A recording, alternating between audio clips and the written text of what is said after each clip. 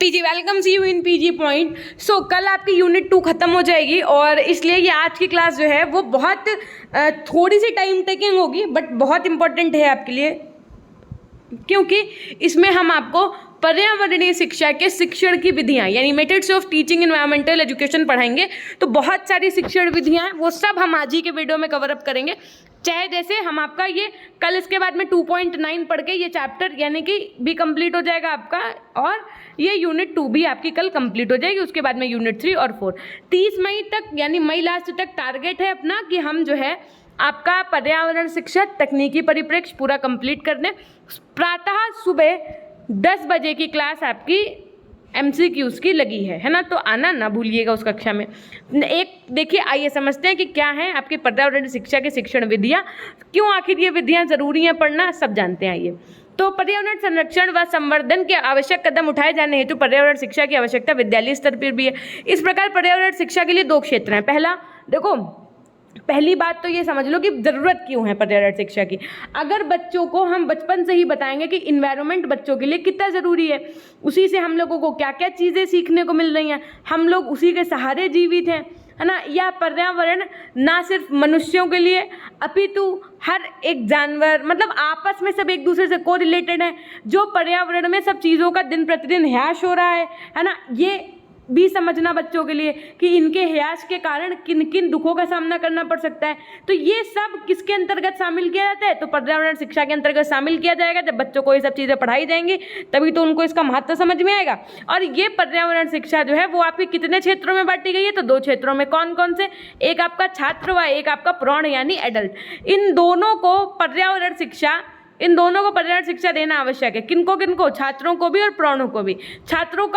छात्रों को विद्यालय महाविद्यालय में पर्यावरण शिक्षा स्वतंत्र विषय या अन्य विषयों के साथ समन्वित रूप से दी जाती है। मतलब या तो आपका एक EVS का सब्जेक्ट के रूप में दे दो, या तो जैसे साइंस में ही कुछ चैप्टर इंक्लूड कर दिए जाते हैं, केमिस्ट्री में डे टू डे लाइफ करके इंक्लूड कर दिए जाते हैं कुछ EVS के चैप्टर्स, है ना। शिक्षण पद्धतियों के महत्व और उपयोगिता के संदर्भ में मुदालियर कमीशन सन 1952-53 का कहना है। अब देखो, ये लाइन आपको नोट करनी है कि क्या कहना है इनका। कहना क्या है कि यहाँ तक कि सर्वोत्तम पाठ्यक्रम में भी मृत तुल्य है जब तक कि उसके लिए उचित शिक्षण विधि तथा उचित शिक्षकों की व्यवस्था ना हो। मतलब वो एकदम मृत तुल्य का मतलब मरे हुए के समान है। अगर उसमें कि पता चले जिस शिक्षण विधि से आपको ये चीज़ बच्चों को सिखानी चाहिए उस शिक्षण विधि से आप नहीं सिखा पा रहे हो, तो पाठ्यक्रम कैसा है, वो शिक्षक कैसे है, मृत तुल्य अर्थात मरे के बराबर है, ये समझ लो, है ना। शिक्षण पद्धति वही सर्वोत्तम है। कौन सी सबसे सर्वोत्तम है, जो उद्देश्यों की पूर्ति करती हो, सफल शिक्षण, सरलता व रोचकता तथा समय व शक्ति की बचत करने वाली हो। किसी शिक्षण पद्धति का चुनाव करते समय शिक्षकों को, मतलब एज अ टीचर आपको किन बातों का ध्यान रखना चाहिए कि हमको बच्चे को किस तरीके से समझाना है। सबसे पहला कि छात्र क्रियाशील बने, मतलब उसको इस पद्धति से पढ़ाइए कि बच्चा कैसा बने, एक्टिव बने। शिक्षक छात्रों को विषय वस्तु को पढ़ाने हेतु प्रेरित करें कि ये बहुत इंपॉर्टेंट है, मोटिवेट करना है आपको एज अ टीचर। शिक्षण पद्धति के चुनाव में लचीलापन यानी फ्लेक्सिबिलिटी तथा परिवर्तनशीलता होनी चाहिए। विषय वस्तु के अनुसार शिक्षण पद्धति का चयन किया जाना चाहिए। ये नहीं कि जो मैथ्स पढ़ानी है तो जहाँ आगमन विधि पढ़ानी है वहाँ आप निगमन विधि के सहारे उसको सिखा रहे हो, जो जहाँ आपको मॉन्टेसरी विधि यूज़ करनी है वहाँ आप कोई और विधि यूज़ कर रहे हो। तो विषय के हिसाब से आपको विषय की जो वस्तु है उसके हिसाब से शिक्षण पद्धति का चुनाव करना चाहिए। इसीलिए आपके पेपर 1 और 2 में पेडागोजी सब्जेक्ट्स रखे गए, उसमें आपको यही सब सिखाया जाता है। शिक्षक द्वारा शिक्षण पद्धति के अनुरूप ही सहायक सामग्री यानी टीचिंग एड प्रयुक्त की जाए। शिक्षण पद्धति छात्रों की आयु, योग्यता व रुचि के अनुसार चुनी जानी चाहिए। शिक्षण पद्धति शिक्षकों को प्रभावशाली भी बना सके। एक अच्छी शिक्षण पद्धति की विशेषताओं और उनके चुनाव के आधार पर चर्चा करने के उपरांत पर्यावरण शिक्षा हेतु दोनों विधियों औपचारिक यानी फॉर्मल तथा अनौपचारिक इनफॉर्मल का चुनाव किया जाना चाहिए। औपचारिक शिक्षण पद्धतियों का चुनाव विद्यालयी छात्र एवं अनौपचारिक शिक्षण, आपसे पूछा जा सकता है, ये लाइन आपको नोट करने की, औपचारिक शिक्षण पद्धति का चुनाव विद्यालयी छात्रों के लिए और अनौपचारिक का चुनाव प्राण को शिक्षित एवं जागरूक करने के लिए किया जाता है। अगर आपसे पूछ लिया जाए कि प्रौढ़ लोगों को पर्यावरणीय शिक्षा देने के लिए किस शिक्षण विधि का उपयोग करना चाहिए, औपचारिक शिक्षण विधि, अनौपचारिक शिक्षण विधि, मॉन्टेसरी विधि या इनमें से सभी, तो कुछ महान बच्चे जो उन्होंने नहीं पढ़ाई की है वो ऑल ऑफ द अबव लगा के चलेंगे, जबकि वहाँ पर करेक्ट आंसर क्या हो जाएगा आपका, अनौपचारिक शिक्षण विधि। तो इन्हीं टॉपिक्स से ही ऐसे ही मल्टीपल चॉइस बनेंगे। इसीलिए मैं कह रही हूँ बार बार कि थ्योरेटिकल पोर्शन पढ़ना one of the most important thing है। प्लीज़ हमारे साथ आप इसको कवर करते चलिए। एक जागरूक एक एवं जागरूक करने हेतु किया जाता है। पर्यावरण शिक्षा के शिक्षण हेतु शिक्षण विधियां कौन कौन सी होती है? तो सबसे पहले देखो एनवायरमेंटल एजुकेशन के लिए कौन कौन सी आपकी जो शिक्षण विधियां हैं, जो आपकी टीचिंग मेथड्स हैं वो जरूर होते हैं। सबसे पहले संगोष्ठी। संगोष्ठी का मतलब होता है सेमिनार्स करना, उसके बाद में वर्कशॉप करना यानी कार्यशाला। अब हम आपको ये सारी शिक्षण विधियां अभी इसी चैप्टर में सब कंप्लीट करवाएंगे। फिर है आपकी प्रॉब्लम सॉल्विंग टीचिंग मेथड, समस्या समाधान। फील्ड ट्रिप्स करवाई जाती है, पर्यटन शिक्षण विधि होती है आपकी। उसके बाद में सर्वे करवाया जाता है, तो सर्वेक्षण विधि कहते हैं उसको। प्रोजेक्ट वर्क यानी प्रोजेक्ट वर्क की भी आपकी की शिक्षण विधि होगी। उसके बाद प्रदर्शनी यानी एग्जीबिशन।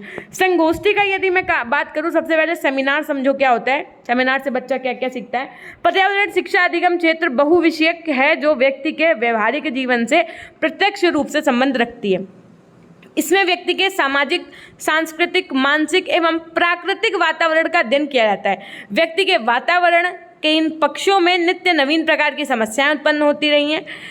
ऐसी परिस्थिति में बालकों के चिंतन पक्ष का विकास करना भी आवश्यक है, जिससे वे अपने आसपास के वातावरण और उसकी समस्याओं को, अपने जीवन पर पड़ने वाले प्रभावों को समझ सकें और अपने भावी जीवन की समस्याओं का निदान करने के लिए क्षमता व योग्यता विकसित कर सकें तथा भावी जीवन की नवीन परिस्थितियों में अपने सीखे ज्ञान का उपयोग भी कर सकें। संगोष्ठी यानी सेमिनार एक ऐसी, अब देखो यहाँ से आपको लिखना है कि सेमिनार एक ऐसी विधि है जिसमें चिंतन स्तर के अधिगम के लिए अंतःक्रिया की परिस्थिति उत्पन्न की जाती है तथा इससे उच्च स्तरीय ज्ञानात्मक योग्यताओं तथा क्षमताओं का विकास भी होता है। संगोष्ठी द्वारा यानी सेमिनार्स के द्वारा ज्ञानात्मक एवं भावनात्मक उद्देश्यों दोनों, अब आपसे पूछा जा सकता है कि किस शिक्षण विधि के द्वारा ज्ञानात्मक एवं भावात्मक उद्देश्य दोनों की ही पूर्ति होती है? तो आप क्या बताएंगे? सेमिनार्स के द्वारा, संगोष्ठी के द्वारा।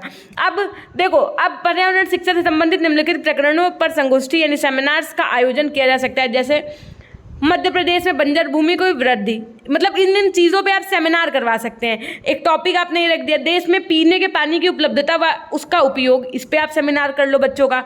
पर्यावरण संरक्षण संबंधी कानून का प्रभाव, इस पे आप सेमिनार कर सकते हैं। पर्यावरण संरक्षण में मीडिया की भूमिका क्या है, इस पे आप सेमिनार करवा सकते हैं बच्चों को, है ना। संगोष्ठी के उद्देश्य क्या है? सबसे पहला उद्देश्य होता है कि ज्ञानात्मक उद्देश्य, मतलब जो ये होता है आपका संगोष्ठी के उद्देश्य को 3 भागों में बांटा गया है। देखो, पहला आपका ज्ञानात्मक उद्देश्य, दूसरा आपका भावात्मक उद्देश्य, तीसरा आपका अन्य उद्देश्य। तो सबसे पहले समझेंगे आपका ज्ञानात्मक उद्देश्य क्या है कि छात्रों में विश्लेषण यानी एनालिसिस व आलोचनात्मक क्षमताओं का विकास करना, ये आपका क्या है? ज्ञानात्मक उद्देश्य। दूसरा, छात्रों में संश्लेषण एवं मूल्यांकन करने की उपयोगिता का विकास करना, ये भी आपका ज्ञानात्मक उद्देश्य है। छात्रों में निरीक्षण क्षमता का विकास करना, ये भी आपका ज्ञानात्मक उद्देश्य है। और छात्रों द्वारा अनुभवों को प्रस्तुत करने की क्षमताओं का भी विकास करना, छात्रों में किसी प्रकरण को स्पष्ट करने व उससे संबंधित समस्याओं के प्रति संवेदनशीलता का विकास करना, ये सब क्या है? संगोष्ठी यानी सेमिनार्स के ज्ञानात्मक उद्देश्य हैं। भावात्मक उद्देश्यों की यदि मैं बात करूं तो छात्रों को स्वतंत्र रूप से विचार प्रकट करने की क्षमता का विकास करना। भाई अगर सेमिनार हो रहा है तो बच्चे अपने उसमें क्या करेंगे? भावों को प्रस्तुत करेंगे, जो उनके मन में चीजें होंगी। तो कहीं ना कहीं आप कह सकते हैं कि जो बच्चा है वो अपने स्वतंत्र रूप से विचारों को व्यक्त कर सकता है सेमिनार्स के माध्यम से। तो कहीं ना कहीं बोलते ना, बच्चा खुल जाता है। छात्रों में भावात्मक स्थिरता का विकास करना, छात्रों में दूसरों की भावनाओं के प्रति सम्मान करने की भावना का भी विकास इसमें हो जाता है कि भाई जैसे सामने वाला मान लो अपने सेमिनार में अब उस टाइम पे कुछ बोल रहा है तो बच्चा उसको सुनता है, उसके विचारों को समझता है और उसकी रिस्पेक्ट करता है। छात्रों में दूसरों के सहयोग करने की भावना का भी विकास संगोष्ठी के माध्यम से हो सकता है और छात्रों में विरोधी विचारधारा व दृष्टिकोण को सहन करने की क्षमता का भी विकास होता है। इसमें अन्य उद्देश्य की यदि बात की जाए तो संगोष्ठी के द्वारा अन्य कई उद्देश्यों की पूर्ति भी होती है, जैसे बालक को अपना दृष्टिकोण प्रभावी ढंग से दूसरों के समक्ष रखने का अवसर प्रदान करती है। यह विधि बालकों में संगोष्ठी के मानक व्यवहारों एवं आचरण का कौशल विकसित करती है। यह विधि बालकों में अनुशासन का विकास करती है, बालकों में तर्क करने की क्षमता का विकास करती है। यह विधि बालकों में स्पष्टीकरण करने तथा स्पष्टीकरण मांगने जैसे व्यवहारों का भी विकास करती है। संगोष्ठी के प्रकार की यदि मैं बात करूँ तो सबसे पहले होती है आपकी, अब ये समझ लो कौन कौन से प्रकार है। लघु संगोष्ठी, मुख्य संगोष्ठी, राष्ट्रीय संगोष्ठी, अंतरराष्ट्रीय, 4 प्रकार की संगोष्ठी होती है। प्रश्न बन सकता है आपसे कि देखो लघु संगोष्ठी क्या होती है कि ये इसका उद्देश्य होता है कि छात्रों के विचार गोष्ठी का प्रशिक्षण देना। इसमें छात्र कक्षा स्तर पर स्वयं संगोष्ठी की व्यवस्था कर लेते हैं, मतलब क्लास में ही सेमिनार्स हो जाते हैं। एक टॉपिक ले लिया, उस पर आराम से चल रही है क्या डिबेट, जैसे स्पीच डिबेट्स वगैरह। मुख्य संगोष्ठी मेन सेमिनार की बात की जाए तो ये किसी विभाग या संस्था द्वारा आयोजित की जाती है। इसमें संस्था या विभाग के सभी छात्र अध्यापक भाग लेते हैं। दूसरे शब्दों में यदि हम कहें तो किसी विशिष्ट प्रकरण पर इस प्रकार की संगोष्ठियों का आयोजन किया जाता है। राष्ट्रीय यानी नेशनल सेमिनार्स की यदि मैं बात करूँ तो ऐसी संगोष्ठी का प्रकरण अधिक व्यापक व राष्ट्रीय स्तर का होता है। इसमें प्रकरण संबंधी विशेषज्ञों को आमंत्रित किया जाता है। अंतर्राष्ट्रीय की यदि मैं बात करूँ तो सामान्यतः ऐसी संगोष्ठी के आयोजन राष्ट्रीय व अंतर्राष्ट्रीय संगठनों द्वारा किया जाता है, जैसे आपका यूएनओ वगैरह हो गया ना। आजकल शिक्षण संस्थाएं भी इनका आयोजन करती हैं। नेक्स्ट, अब देखो ऑर्गेनाइजेशन ऑफ सेमिनार यानी संगोष्ठी का आयोजन। ये आप क्या पढ़ रहे हैं, ये आप पर्यावरण शिक्षा विधियों के अंतर्गत सबसे पहला टॉपिक पढ़ रहे हैं सेमिनार्स का। तो संगोष्ठी के आयोजन हेतु सर्वप्रथम किसी प्रकरण का चुनाव किया जाता है। उसी प्रकरण पर सभी विभिन्न विद्वान अपने प्रपत्र तैयार करते हैं, जिन्हें वक्ता कहते हैं। संगोष्ठी के भागीदारी में से एक अध्यक्ष चुन लिया जाता है, मतलब जितने लोग पार्टिसिपेट करते हैं उन्हीं में से एक को एडमिन जैसे बनाया जाता है ना, वैसे ही। संगोष्ठी यदि कई दिनों तक चलती है तो अगले दिन अलग व्यक्ति को अध्यक्ष बनाया जाता है। संगोष्ठी का संचालन व उत्तरदायित्व अध्यक्ष का होता है। प्रकरण को प्रस्तुत करने के बाद प्रकरण पर वाद विवाद प्रारंभ किया जाता है। इस वाद विवाद में 3 प्रमुख उद्देश्य होते हैं। पहला कि प्रकरण संबंध स्पष्टीकरण प्रस्तुत करना, प्रकरण के संबंध में भागीदारों यानी पार्टिसिपेंट्स के अपने निरीक्षणों व अनुभव को प्रस्तुत करना। तीसरा होता है आपका कि प्रकरण संबंधी समस्याओं के विश्लेषण व मूल्यांकन के लिए अन्य भागीदारों द्वारा प्रश्नों को उठाया जाना। प्रकरण के श्रेष्ठ प्रस्तुतिकरण उसे मानते हैं जिस पर वाद विवाद अधिक समय तक चले। इससे प्रत्येक वक्ता को नया दृष्टिकोण प्राप्त होता है। विरोधी दृष्टिकोण एवं विचार वाले वक्ता को भी विचार चिंतन के लिए शक्ति व दशा मिलती है। साथ ही विभिन्न वक्ताओं की विचारधाराओं में समानता प्रकरण की वैधता को सिद्ध करती है। वाद विवाद की समाप्ति पर अध्यक्ष अपने विचार प्रस्तुत करता है, जिसमें प्रकरण संबंधी वाद विवाद के निष्कर्ष का संक्षिप्तीकरण, उसका अपना दृष्टिकोण व अंत में धन्यवाद ज्ञापन यानी वोट फॉर थैंक्स आदि प्रस्तुत करता है। संगोष्ठी की कार्यप्रणाली एवं वाद विवाद के प्रमुख पक्षों का आलेख यानी रिपोर्ट भी तैयार की जाती है। अंत में उपयोगी प्रकरण के एवं वाद विवाद के निष्कर्ष की पत्रिकाओं में भी प्रकाशित कर दिया जाता है। भाई सेमिनार हुआ तो उससे कुछ ना कुछ तो कंक्लूजन, कुछ ना कुछ मेन पॉइंट्स निकलेंगे, तो लास्ट में उसको भी पत्रिकाओं में प्रकाशित किया जाता है।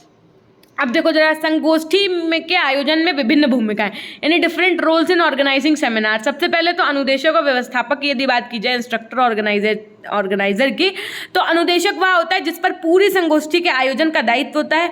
वह निर्णय लेता है कि संगोष्ठी का प्रकरण क्या होगा, कौन कौन वक्तागण होंगे, वह प्रकरण के किस पक्ष पर अपने विचार प्रकट करेंगे। संगोष्ठी की तिथि, समय व कार्य की रूपरेखा भी अनुदेशक ही तय करता है।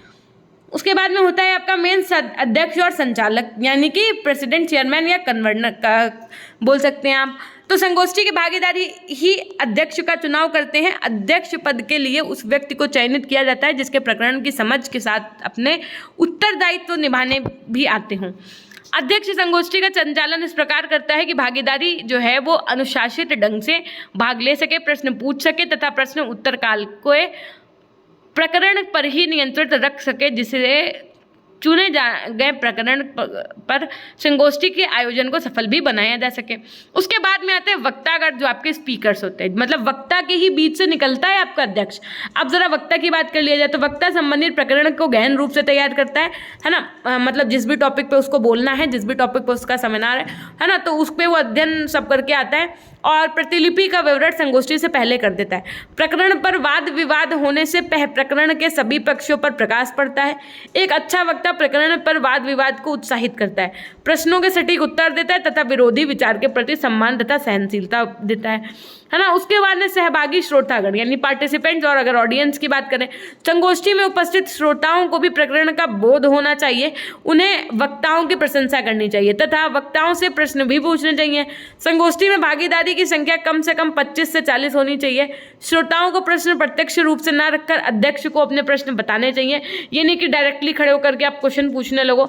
सबसे पहले जो उन वक्ताओं के बीच में अध्यक्ष चुना गया उसको आप अपना क्वेश्चन बताइए, उसके बाद में वो क्वेश्चन आपका वहां तक पहुंचा दिया जाएगा। अब सेमिनार की जो है उपयोगिता क्या होती है, यूटिलिटी क्या होती है आखिर, तो बालकों में प्रजातांत्रिक मूल्यों यानी डेमोक्रेटिक वैल्यूज का विकास करने में सहायक है। बालकों में सामाजिक एवं भावात्मक गुणों का विकास करती है। बालकों में प्रकरण प्रस्तुतिकरण व तर्क करने की क्षमता भी विकसित करती है। बालकों को स्वतंत्र अध्ययन तथा आलोचनात्मक चिंतन आदि का विकास करती है। यह विधि बालकों को अपनी बात बोलने और समझने का कौशल विकसित करती है।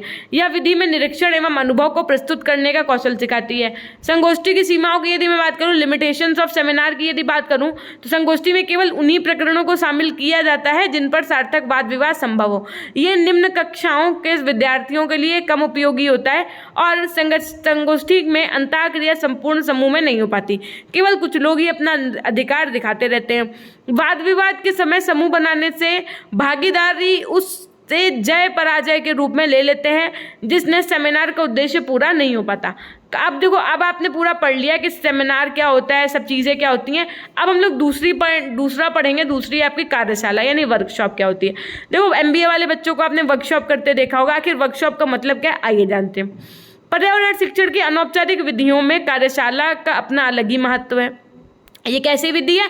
अनौपचारिक विधि। अनौपचारिक विधि किसके लिए बताई गई थी यहाँ पे? तो प्राणियों के लिए, क्योंकि पर्यावरण शिक्षा के पाठ्यक्रम में कई प्रकरणों, विभिन्न जीवों की संरचना, प्रदूषण के कारकों आदि को सम्मिलित किया गया। अर्थात जीवों की संरचना, प्रदूषणों के कारकों आदि का अध्ययन करने के लिए चार्ट, मॉडल तथा अन्य शिक्षण सामग्रियों की आवश्यकता होती है। चार्ट, मॉडल तथा अन्य शिक्षण सामग्रियों को बनाने के उद्देश्य की पूर्ति के लिए कार्यशाला यानी वर्कशॉप का आयोजन किया जाता है। वर्कशॉप शब्द को इंजीनियरिंग की यांत्रिकी सहायता शाखा आपकी मैकेनिकल ब्रांच से लिया गया। पूछा जा सकता है कि वर्कशॉप आपका कहाँ से लिया गया, तो इंजीनियरिंग की यांत्रिकी शाखा मैकेनिकल ब्रांच से लिया गया। सामान्य कार्यशाला में प्रत्येक व्यक्ति या छात्र को स्वयं अपने हाथों के द्वारा उत्पादन करना होता है। वास्तव में शिक्षा के क्षेत्र में कार्यशाला का अभ्युदय उन कौशलों को दृष्टिगत रखते हुए किया गया जिनमें अभ्यास की आवश्यकता होती है। अतः प्रशिक्षण महाविद्यालय के क्षेत्र में इसकी महत्ता को नकारा नहीं जा सकता है और उसके अंदर शिक्षा के विभिन्न क्षेत्र में हुई नवीनतम खोज और नॉवेल डिस्कवरीज के समुचित उपयोग हेतु विभिन्न कार्यशालाओं का आयोजन किया जाता है। कार्यशाला को परिभाषित करते हुए किसी ने लिखा है कि गहन अध्ययन, शोध तथा विचार विमर्श के आधार पर निश्चित किए गए व्यक्तियों का एक ऐसा समूह जिसकी समस्या उभयनिष्ठ हो तथा रुचि भी समान हो, मिलकर अपने व्यक्तिगत कौशल में वृद्धि करने के लिए औपचारिक प्रयास करते हैं, तो इसे कार्यशाला या वर्कशॉप कहा जा सकता है। पर्यावरण से शिक्षा से संबंधित प्रकरणों पर कार्यशालाओं का आयोजन किया जा सकता है, जैसे आपका प्रशिक्षण संस्थान में पर्यावरण पर शिक्षक प्रशिक्षण यानी workshop for teachers training on environment in training institute. उसके बाद पारिस्थितिकी विकास शिविर के लिए पाठ्यक्रम यानी preparation of syllabus for eco development camps. उसके बाद में आप देख सकते हैं पर्यावरण शिक्षण कार्यक्रम की सामग्री का मूल्यांकन एवं विश्लेषण यानी evaluation and analysis of the training programme material on environment. राष्ट्रीय एवं राज्य स्तरीय सेमिनार के संयोजकों के लिए निर्देशन सामग्री, preparation of directives for conveners of national and state level seminars. कार्यशाला के उद्देश्य की यदि बात की जाए, ऑब्जेक्टिव्स ऑफ वर्कशॉप की यदि बात की जाए, तो सबसे पहला होता है, दो प्रकार के इनके उद्देश्य होते हैं। कौन कौन से? एक तो होता है आपका संज्ञानात्मक, दूसरा होता है आपका मनोशारीरिक उद्देश्य। संज्ञानात्मक उद्देश्य क्या है आपका कि कार्यशाला जीवन में गूढ़ प्रत्ययों यानी डिफिकल्ट कॉन्सेप्ट्स को समझने में सहायक है। कार्यशाला छात्रों को मार्गदर्शन हेतु सामाजिक पृष्ठभूमि तैयार करती है। जिस प्रकरण के शिक्षण के लिए कौन सी विधि उपयुक्त है इसे स्पष्ट करता है। ये प्रभावी शिक्षण विधियों को अपनाने जाने हेतु बालकों के संज्ञानात्मक स्तर का विकास भी करती है। नेक्स्ट है आपका मनोशारीरिक उद्देश्य। साइकोमोटर ऑब्जेक्टिव्स की बात करें अगर, तो मनोशारीरिक उद्देश्य निम्नलिखित है। प्रशिक्षण कार्यक्रम के दौरान किसी पाठ योजना में पारंगता यानी मास्टरी विकसित करना, प्रतिभागियों को प्रश्न बैंक यानी क्वेश्चन बैंक बनाने के लिए प्रशिक्षित करना, उसके बाद में विभिन्न शिक्षण विधियों का प्रदर्शन करके छात्रों का विकास करना, शिक्षण कार्य को संपन्न करने का कौशल विकसित करना, परिस्थिति के अनुसार विभिन्न शिक्षण विधियों को अपनाने का कौशल विकसित करना, छात्रों की व्यक्तिगत सहभागी को बढ़ावा देना, समूह स्तर पर छात्रों में किसी समस्या का निदान करने का कौशल विकसित करना, किसी समस्या के निदान हेतु समस्या का विश्लेषण, उसकी व्याख्या और अंत में उसका निदान प्रस्तुत करने का कौशल विकसित करना, किसी प्रकरण पर अपसारी चिंतन यानी डाइवर्जेंट थिंकिंग करने की प्रवृत्ति को बढ़ावा देना, नई खोज को अपने दैनिक जीवन में उपयोग करने का कौशल विकसित करना। ये सब क्या है? ये सब आपके उद्देश्य हैं किसके, तो वर्कशॉप के यानी कार्यशाला के। कार्यशाला के आयोजन की यदि बात करूं तो अन्य आयोजन की बात, कार्यशाला आयोजन भी एक क्रमबद्ध कार्य है जिसमें सर्वप्रथम आयोजक यानी कोऑर्डिनेटर को महाविद्यालय अथवा संस्था से अनुमति लेने के समय समस्त कार्यक्रम की रूपरेखा यानी ब्लूप्रिंट, आयोजन की अवधि, स्थान, वक्ताओं के नाम, समस्त कार्यक्रम की रूपरेखा उनके सामने लिखित ब्यौरा के रूप में प्रस्तुत करनी होती है। तत्पश्चात संरक्षक जो होते हैं, है ना, पैटर्न, उनके बाद में संरक्षक यानी पेरेंट्स जो होते हैं ना, उनकी अनुमति के पश्चात कार्यशाला का आयोजन भी के लिए सभी तैयारियां, जैसे मेहमानों के रुकने के लिए आवास की व्यवस्था, खाने पीने की व्यवस्था, वक्ताओं के बोलने के लिए उचित सामान, श्रव्य दृश्य सामग्री, छात्रों को सीखने हेतु सामग्री लाने के निर्देश दे दिए जाते हैं ताकि कार्यशाला सुनियोजित ढंग से चलाई जा सके। यहाँ पर एक बात ध्यान देने योग्य है कि कार्यशाला में प्रतिभाग लेने का यदि कोई शुल्क है तो वह जरूर निर्धारित किया जाना चाहिए एवं सभी प्रतिभागियों को इसकी औपचारिक सूचना भी दी जानी चाहिए। किसी भी कार्यशाला के चलने की अवधि समस्या की प्रकृति पर निर्भर करती है। इसकी अवधि 3 से 10 दिन अथवा अधिकतम 40 दिनों तक भी हो सकती है। वर्कशॉप कितने दिन की होती है, तो 3 से 10 दिन और ज़्यादा से ज़्यादा 40 दिन तक हो सकती है। कार्यशाला आयोजन के सोपान की यदि बात करूं, स्टेप्स ऑफ ऑर्गेनाइजिंग वर्कशॉप्स की यदि मैं बात करूं, आप देखे होंगे बहुत बहुत बड़े मेकअप आर्टिस्ट होते हैं, उनके 3 दिन की जो है क्या होती है, वर्कशॉप होती है। बस वही वर्कशॉप का मतलब यहाँ पे भी है। पर्यावरण जागरूकता हेतु विषय का प्रस्तुतिकरण, पर्यावरण शिक्षा के पाठ्यक्रम में से किसी भी ऐसे विषय का चुनाव शिक्षक आयोजक द्वारा इस प्रकार किया जाए जिसमें किसी कौशल जैसे चार्ट बनाने, मॉडल बनाने अथवा जागरूकता कार्यक्रम चलाने की आवश्यकता हो। कार्यशाला की उपयोगिता हेतु अभ्यास उपागम की यदि बात करूं तो कार्यशाला में वक्ता इस प्रकार उस विषय को प्रस्तुत करे कि जिससे कार्यशाला का उद्देश्य पूरा हो जाए, अर्थात विशेषज्ञ द्वारा सिखाई गई सभी चीज़ों को सीखकर छात्र पारंगत बन जाए। प्रतिभागियों द्वारा उत्पादित सामग्री का मूल्यांकन, यदि किसी कार्यशाला में शिक्षक निर्मित यंत्र बनाना सिखाया गया है तो इस बात का मूल्यांकन भी किया जाए कि सभी प्रतिभागियों ने इसके निर्माण को सीखने में कहाँ तक पारंगतता प्राप्त की है, यानी कहाँ तक उसकी मास्टरी उसने प्राप्त कर ली है। कार्यशाला का अनुगमन कार्यक्रम यानी follow up programme of the workshop, चूंकि कार्यशाला में कार्य सिखाते समय प्रत्येक प्रतिभागी को पारंगत नहीं बनाया जा सकता, अतः अनुगमन कार्यक्रम चलाया जाए जिससे सभी प्रतिभागी पुनः विभिन्न वस्तुओं का निर्माण करके अभ्यास कर सके एवं पारंगतता यानी मास्टरी या कौशल उसका विकास कर सकें। अच्छा, वर्कशॉप की जो है उपयोगिता क्या है, यूटिलिटी क्या है, तो समझो। कार्यशाला व्यक्ति को व्यावसायिक क्षमता का विकास करती है, प्रतिभागियों में विषय वस्तु के प्रति समझ एवं कुशलता का विकास करती है। यह प्रतिभागियों में समूह जनित गुणों यानी ग्रुप इंड्यूस ट्रेट्स का विकास अथवा सामाजिक भावना का विकास करती है। यह प्रतिभागियों के व्यवहारिक पक्ष का समुचित विकास करती है। कार्यशाला तत्कालिक रूप से अवरोधों का निदान भी प्रस्तुत करती है। कार्यशाला की सीमाओं की यदि मैं बात करूँ तो सेवारत शिक्षक अपनी रुचि 2 मुख्य कारणों से कम दिखाते हैं। एक तो उनके पास समय का अभाव रहता है, दूसरी उन्हें संस्था से अनुमति नहीं मिलती, जो आपके इन सर्विस टीचर होते हैं। वर्कशॉप कम सेमिनार की यदि बात करूं, शिक्षा के क्षेत्र में कार्यशाला अधिकतर कार्यशाला कम सेमिनार होती है। कार्यशाला का आयोजन स्वयं ही भारी भरकम कार्य है। यह प्रतिभागियों की इच्छा पर निर्भर करता है कि कार्यशाला का आयोजन कब किया जाए। सामान्यतः अनुगमन कार्यक्रम का आयोजन न किए जाने के अभाव में कार्यशाला का उद्देश्य पूर्णतः सफल नहीं हो पाता।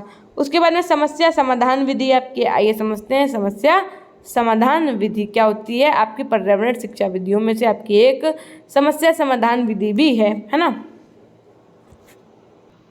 देखिए, किसी क्षेत्र के अध्ययन को सर्वेक्षण या क्षेत्रीय अध्ययन कहते हैं। मतलब आपने देखा होगा कि जो आपके MBA वाले स्टूडेंट्स में आपने बहुत देखा होगा, वो क्या करते हैं, जिन्होंने अपने सब्जेक्ट में मार्केटिंग लिया होता है तो कहीं ना कहीं उनको सर्वे करने के लिए भेजा जाता है। तो वो आपके पास कोई ना कोई प्रोडक्ट लेकर के आते हैं। बहुत सारे आपने देखा होगा गेट नॉक करेंगे, बोलेंगे हम सर्वे के लिए आए है ना, ये मेरा प्रोडक्ट है, तो अगर आप लेना चाहें तो वो आपको कुछ ट्रीट करेंगे उस तरीके से और आपको दे देंगे, है ना। तो वो आपका सर्वेक्षण विधि के अंतर्गत आता है। तो देखो क्या लिखा हुआ है इसमें कि किसी क्षेत्र के अध्ययन को सर्वेक्षण या क्षेत्रीय अध्ययन कहते हैं। अतः क्षेत्रीय अध्ययन से अभिप्राय किसी निश्चित भूभाग, स्थल अथवा प्राकृतिक परिवेश से संबंधित जानकारी को सीधे तौर पर प्राप्त करने से। अब होता क्या है कि वो लोग तो अपने प्रोडक्ट्स का सर्वे करने आते हैं, लेकिन आप इन्वायरमेंट पढ़ रहे हैं तो इसलिए यहाँ पर किस चीज़ का सर्वेक्षण करते हैं लोग, तो निश्चित भूभाग, एक प्रॉपर प्लेस का, या फिर प्राकृतिक परिवेश से संबंधित जानकारी को सीधे तौर पर प्राप्त करने से है। छात्रों को सैद्धांतिक यानी कि थ्योरेटिकल के साथ व्यवहारिक यानी प्रैक्टिकल ज्ञान प्रदान करने हेतु कक्षा शिक्षण के साथ सर्वेक्षण शिक्षण भी आवश्यक है। इसमें भाई उद्देश्य क्या होते हैं, तो इसमें छात्रों के प्रकृति प्रेम पैदा करना यानी लव ऑफ नेचर, उसके बाद में छात्रों के सम्मुख पर्यावरण संबंधी समस्याओं की वास्तविक तस्वीरें रखना कि हाँ देखो ये प्रॉब्लम्स होती हैं। जैसे आप मान लीजिए बच्चों को सर्वे करवाने के लिए आप किसी जो है बर्ड सेंचुरी में लेके गए, आप उनको बताइए कि पहले कितनी चिड़िया आया करती थी इस सेंचुरी में, अब कितनी कम चिड़िया आ रही हैं, तो ऐसा क्यों हो रहा है। पहले नवंबर में ही आ जाती थी, अब नवंबर में आती हैं तो उनको इतनी यहाँ पे खुद ही ठंड मिलती है ना, जबकि उनको गर्मी की आवश्यकता होती है ना, वो माइग्रेशन के लिए आती हैं। तो ये सब चीज़ें जैसे आप उनको सर्वे के लिए लेकर गए हैं तो आपको समझाना चाहिए, जिसमें वो रियलिटी से देख पाएँ, मतलब रियलिटी से जुड़ पाएँ कि हाँ सच में कोई इन्वायरमेंट से संबंधित ये आपकी प्रॉब्लम है। छात्रों में समूह भावना का विकास करना, टीम स्पिरिट, छात्रों में अध्ययन के प्रति रुचि यानी इंटरेस्ट इन स्टडी विकसित करना। उसके बाद में क्षेत्रीय अध्ययन एवं निरीक्षण यानी सुपरविजन विधि द्वारा छात्रों को सीखने पर बल देना। छात्र को स्थायी ज्ञान यानी परमानेंट नॉलेज देना, किस विषय में, तो जिस विषय का आप बच्चों को सर्वे करवाने लेके गए। सर्वेक्षण अध्ययन हेतु चुनाव किए जाने वाले स्थल, selection of places for survey study, जैसे आप चिड़ियाघर ले जा सकते हैं, अभ्यारण्य जैसे सेंचुरीज, क्रॉप फील्ड्स ले जा सकते हैं, बाग बगीचा जो आपके नियर बाई हों, रेत के टीले, वन, घास का मैदान, नदी, तालाब, नहर, झरना, आसपास के उद्योग, यहाँ पर आप ले जा सकते हैं बच्चों को सर्वे के लिए, है ना। उसके बाद सर्वेक्षण अध्ययन पर ले जाने योग्य वस्तुएं कौन कौन सी होती है, तो सबसे पहले कौन कौन सी होती है, तो इसे दो समूहों में बांटा जाता है। पहला आपका अध्ययन हेतु सामग्री, दूसरा व्यक्तिगत प्रयोग हेतु सामग्री। तो अध्ययन हेतु सामग्री में सबसे पहला आपका संग्रह हेतु बैग या पॉलीथीन होना चाहिए, चाकू कैंची होनी चाहिए, मैप होना चाहिए, फीता होना चाहिए, पेन पेंसिल स्केल रबर। उसके बाद में रिकॉर्ड बुक या उससे संबंधित कोई पुस्तक होनी चाहिए। उसके बाद में कैमरा, दूरबीन, सूक्ष्मदर्शी या आवर्धक जो आपका मैग्नीफाइंग लेंस होता है वो होना चाहिए।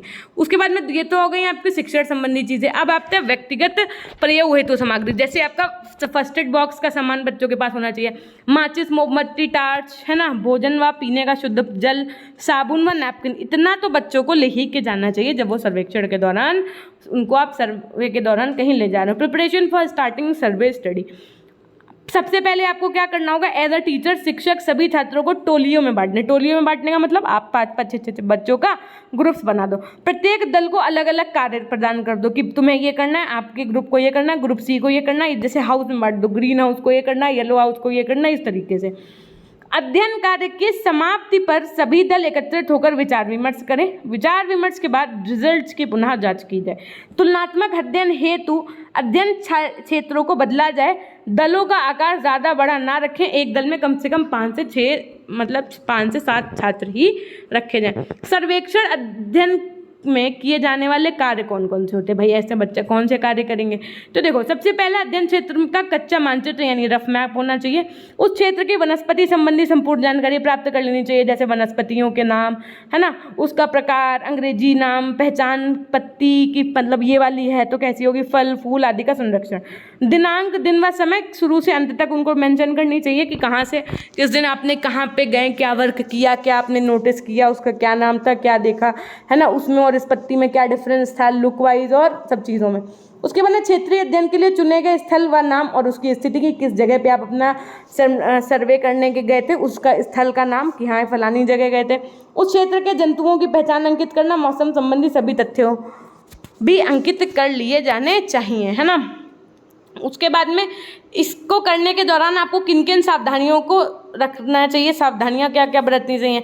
सबसे पहले नहर या नदी में पत्थर व गंदगी नहीं डालनी चाहिए आपको। छात्रों को अपना व्यवहार संयत यानी प्रॉपर रखना चाहिए। पेड़ पौधों को क्षति पहुंचाए बिना ही नमूने आपको एकत्रित करने चाहिए। वन क्षेत्रों में कैंप फायर जैसे कार्य नहीं करने चाहिए। उसके बाद में सभी छात्रों को अध्ययन को गंभीरतापूर्वक लेना चाहिए। खाना खाने वाली जगह पर गंदगी नहीं फैलानी चाहिए। अब आपकी चौथी विधि हम आपको क्या पढ़ाने जा रहे हैं, प्रोजेक्ट विधि।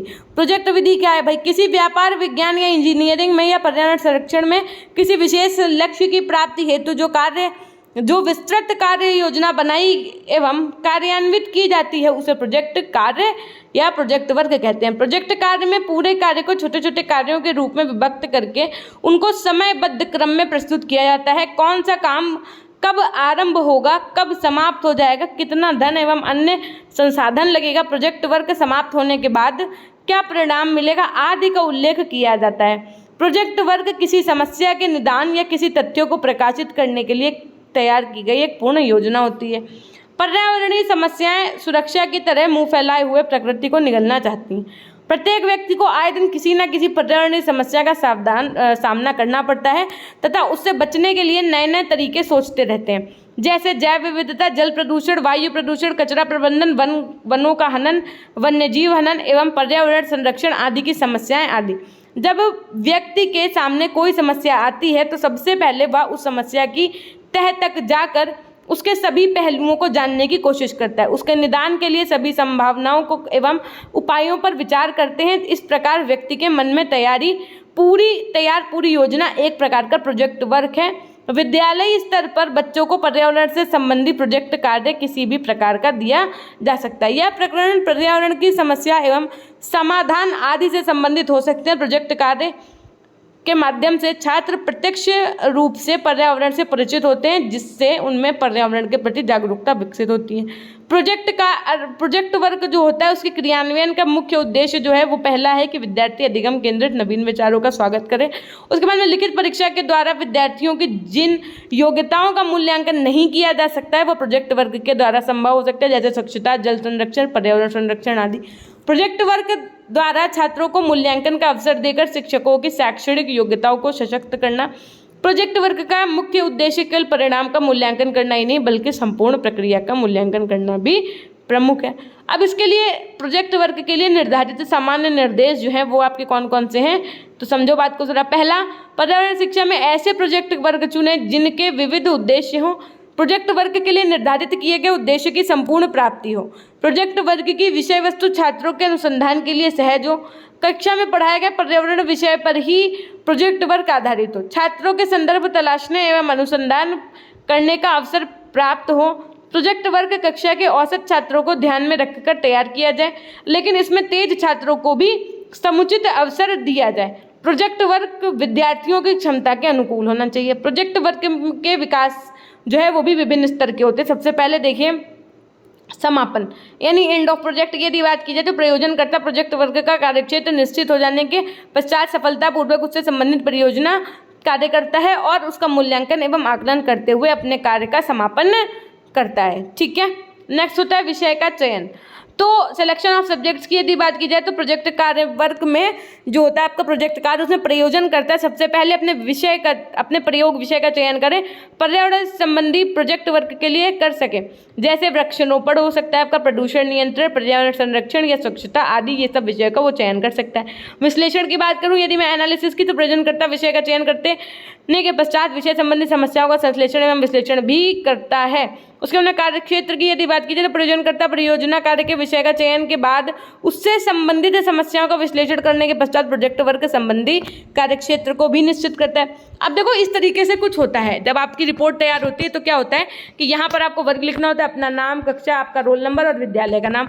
उसके बाद परियोजना कार्य 1, फिर परियोजना कार्य 1 की शीर्षक डालो कि भूमिका, विषय वस्तु, उपसंहार। उसके बाद में प्रोजेक्ट कार्य 2, 3, अगर मान लो 4 दिन की वक्त आपने कोई प्रोजेक्ट है उस पर कार्य किया तो 4 ऐसे करके आप डाल सकते हैं। प्रदर्शनी की यदि बात की जाए एग्जीबिशन की, तो एग्जीबिशन से भी देखिए वस्तुतः प्रदर्शनी का अभिप्राय किन्हीं वस्तुओं के सामूहिक प्रदर्शन से है।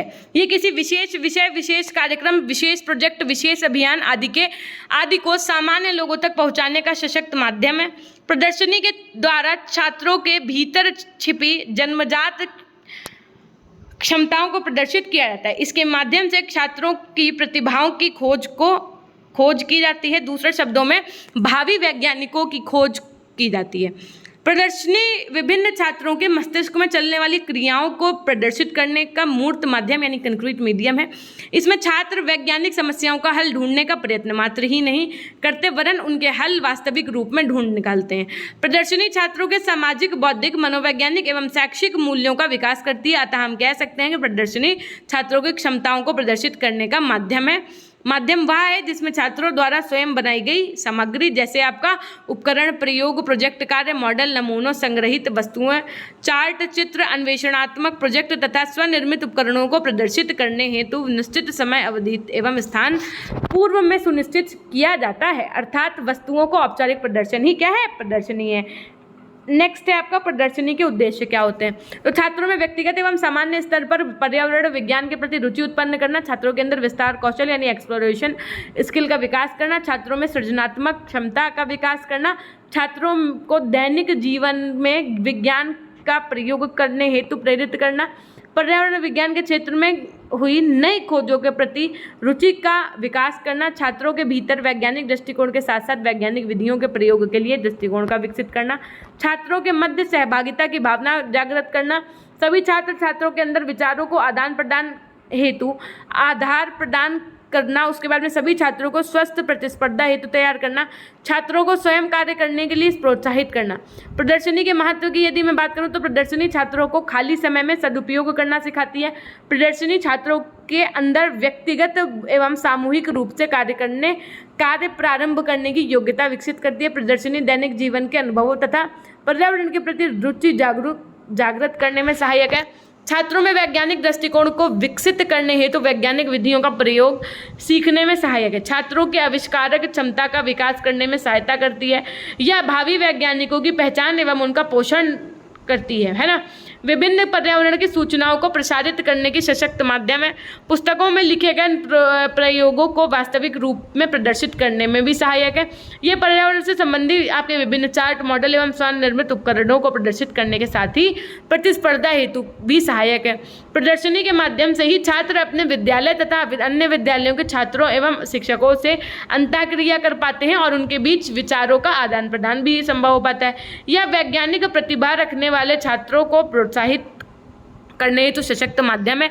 ये छात्रों के निष्पत्ति स्तर यानी परफॉर्मेंस लेवल को सुधारने में सहायक है। ठीक है, अब देखो थोड़ा प्रदर्शनी का आयोजन, इसमें कुछ नहीं होता। इसमें प्रदर्शनी लगाने की योजना बनाने से पूर्व शिक्षक जो आयोजक हैं इनको सभी छात्रों को बता देना चाहिए। इसके बाद प्रदर्शनी लगाने हेतु अच्छे एवं उचित स्थान का चुनाव विद्यालय या विद्यालय के बाहर करना चाहिए। प्रदर्शनी के आयोजन विद्यालय स्तर पर अभिभावक शिक्षक मीटिंग, किसी विशेष दिवस जैसे आपका पृथ्वी डे है ना, मतलब जो आपका अर्थ डे होता है, जो आपका वाटर डे होता है आदि, मतलब ऐसे कोई स्पेशल ओकेजन पर किया जाना चाहिए।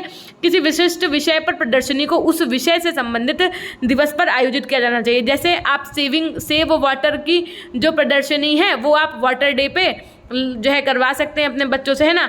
और प्रदर्शनी की अवधि 1 दिन से 30 दिन तक अथवा इससे भी अधिक हो सकती है।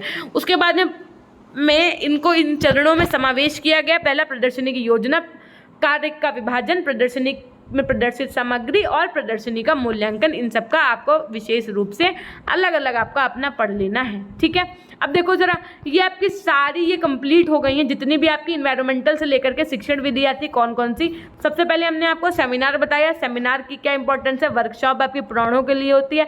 उसके बाद समस्या समाधान विधि, फिर पर्यटन सर्वेक्षण विधि, प्रोजेक्ट वर्क और प्रदर्शनी, इन सब के विषय में बताया। यदि आप चाहते हैं कि आपको इसकी PDF भी मिले तो PDF के लिए आप एक काम करिएगा, PG Point एप्लीकेशन इंस्टॉल कर लीजिएगा। वहाँ आपको एक सबसे पहले तो आपको लॉगिन ID वगैरह मांगी जाएगी, वो कर लीजिएगा। कुछ बच्चों ने क्या किया, फर्स्ट सेमेस्टर में ऐप इंस्टॉल करके उसको डिलीट कर दिया, तो उनको फिर से इंस्टॉल करने में दिक्कत आ रही, तो वो क्रिएट न्यू वन करके अपना पासवर्ड फिर से बना ले यदि भूल गए। और जो नए बच्चे उनसे रेफरल कोड में मांगेंगे रेफरल कोड अगर, तो PG Point डाल दीजिएगा और आप लोग अपना पासवर्ड ध्यान से रखिएगा, जो भी आप अपना पासवर्ड बनाइएगा। ठीक है, तो देखो ये तो हो गया आपका एक छोटी सी जानकारी। बाकी हमारे टेलीग्राम से जुड़ जाइए, जो भी लिंक्स होती हैं वो आपको टेलीग्राम पे सबसे पहले मिल जाती हैं, चाहे कोई न्यूज़ हो या आपकी कोई क्लास हो। तो टेलीग्राम से जुड़ने के लिए आप PG Point सर्च कर सकते हैं, बीच बीच में वहाँ पर आपको कुछ स्टडी रिलेटेड मटेरियल भी मैं आपको प्रोवाइड करूँगी। सो ये थी एक छोटी सी जानकारी, एक बार फटाफट से लिख दो अपनों के लिए। मिलते हैं हम आपसे नेक्स्ट क्लास के माध्यम से। कल आपका यूनिट 2 भी कंप्लीट हो जाएगी। ठीक है, फिर यूनिट 3 और यूनिट 4 भी कंप्लीट करेंगे, है ना। तो एक बार फटाफट से लिखो अपनों के लिए। Very good. तो हमेशा खुश रहिए, मुस्कुराते रहिए, कभी अपने लिए तो कभी अपनों के लिए। Children take care, bye bye, love you all, love you my dear class.